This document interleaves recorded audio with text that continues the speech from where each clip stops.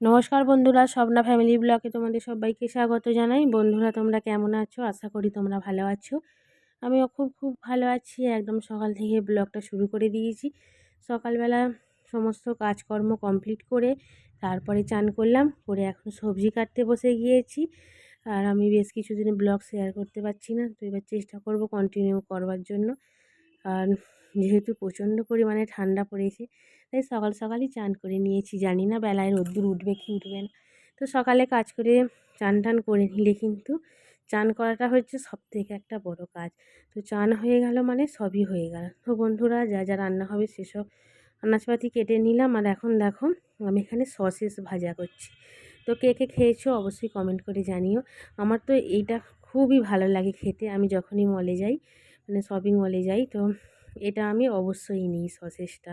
তো এটা ভাজা করে নিচ্ছি। আমাদের বাড়ির সকলেই খুব পছন্দ করে এই রান্নাটা।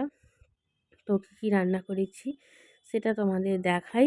করেছি কুমড়ো ভাজা, তার সাথে হয়েছে বেগুন ভাজা, আর এখানে হয়েছে খাসির মাংসর ঝোল। তো এই রান্নাই হয়েছে। তো এখনও রান্না কমপ্লিট হয়ে ওঠেনি, কারণ সসেসটা এখনও আমি ভাজা করছি। তো আজকে যেহেতু রবিবার, তো আজকে একটু বের হব।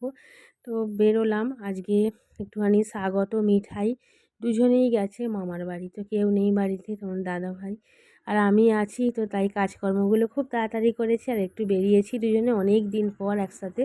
তো একটা মোমো নিয়েছিলাম, সেটা খাওয়া হলো। তারপরে এখানে নিয়েছি মুরগি পোড়া। তো একটা মুরগিকে পুড়িয়ে ফ্রাই করে, মানে যেটা করে সেটা নিয়েছি।